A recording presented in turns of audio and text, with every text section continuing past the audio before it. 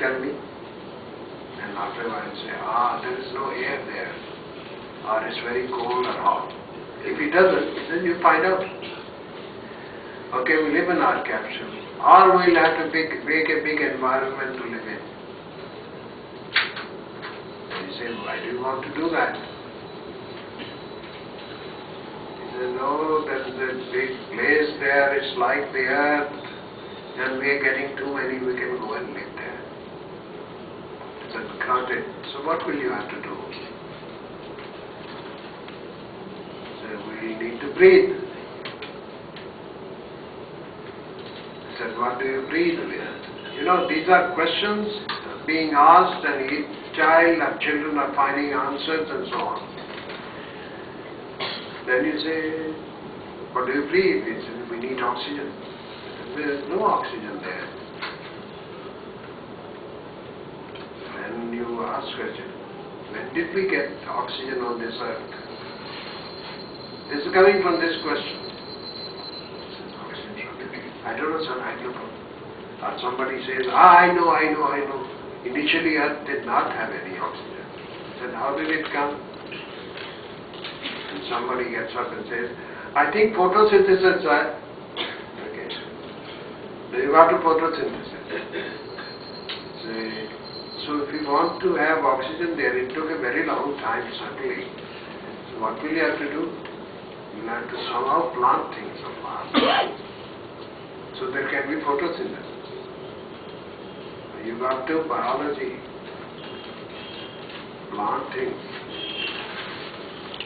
But photosynthesis was produced by bacteria. In the beginning, even many things were made by bacteria. Oh, you mean we can't be there without bacteria? Then you start thinking suddenly, and you suddenly find that you can't even define existence of one single life anywhere. There can't be a single species. And they say, how many species are there in you? You get to a wonderful thing. I think I am alone, it's me, but inside me there are so many other species of bacteria and everybody else who think this is a wonderful air-conditioned room in which they live, and I think I'm me. And see, you don't call this knowledge. You'll find this never ends. This will go on to till you want to stop. It will go on to dating. What time? How do you date? Why is this all illegal? Some of this excursion is so delightful if you go off at tangents occasionally. I get to one question, and going off at tangents should be compulsory rather than avoided all the time. You always think, hey, yeah, I asked you to give a speech and you keep going off at a tangent. Why should you go off at a tangent? Knowledge is about going off at a tangent. Lateral thinking is very important from knowledge. You can't do anything new and creative unless you jump out of the groove in which you are to something else. That's where you get new ideas. Tell me, will teachers enjoy this kind of responsibility? If they are then allowed to assess how the child is doing and nobody else does. After all, the dance teacher assesses how the dance teacher is educating, whether the child is learning or not, and the music teacher does. A language teacher and maths teacher and physics teacher and chemistry teacher is not allowed. So we have to find some ways of moving in such direction, because unless we really make crossing of boundaries between disciplines easy, you will find that we will not have creativity. Not between sciences only, not between physics and chemistry and biology only, or geology and geophysics only, but also humanities and social sciences.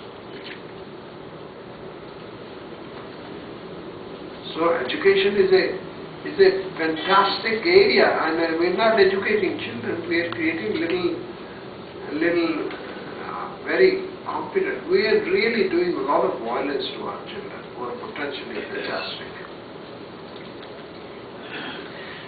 But fortunately, we can't do to all children in our country. A lot of children in this country don't get to college and university. And in other parts of the country, here everybody goes to school, but in other parts of the country don't even get to school. But yet they can do many, many things. They can do farming, they are craftsmen, they can do all kinds of beautiful things. They can play on the bansuri. And we say that our country, people are illiterate, they don't know anything. Heaven's sake, at the base we are a great learning society. Except we don't recognize the learning in the crafts and metal workers and people who make very wonderful stone architecture and stone things and weavers. We have permanently separated people who learn themselves from those who are educated, and we have decided to call who learn themselves as uneducated, Babu nahi hai. And those who come to our institutions and those they are educated. And this is a great damage we have done. And that is why we don't have as many inventors as we would. Arey yaar, IIT engineer can't even fix an electrical fuse very often. You ask an IIT engineer to fix the puncture of your bicycle. Will he be able to do it? No, mushkil hoga. But you see reliability of getting a puncture done by these people on the roadside, how good they are. And there is something to that. Now, what we need to do, and this is a serious work which won't happen automatically. I don't want to take away all these people who are learning by themselves. They are doing marvelous service. They really sustain us. You take any instrument which can't be repaired anywhere in the world. We have people in our country who can repair it. I don't know how they learn. I find so many notices in the shops, at least in Delhi, it must be here also. Cell phone repair. पता नहीं कैसे सीखा cell phone repair करना? How did he learn cell phone repair? There are people who repair your cell phones. They have learned by now that what goes wrong is some contact is wrong, your battery is bad, it doesn't fit properly, they open it and they fix it. For 50 rupees or whatever it is, or 20 rupees or 10 rupees. And this is an enormous initiative. They learn by themselves with no fancy equipment, no oscilloscopes or nothing. Now such people, is it possible for us to say, look, we have done tremendous injustice, that people have learned things. People even have names for their skills. They have names for the instruments which they use, which are different from the ones which I use. But let me start from bottom up. Take somebody who's learned something and go up and try to find out what he's learned and then get that person to give all the theoretical knowledge you are talking about. You'll find they'll be the real creative people of our society. They'll have words also. At the moment we block them out. Which if you are working with your hands, if you can do this, that's enough. Don't bloody well mess up with the education world.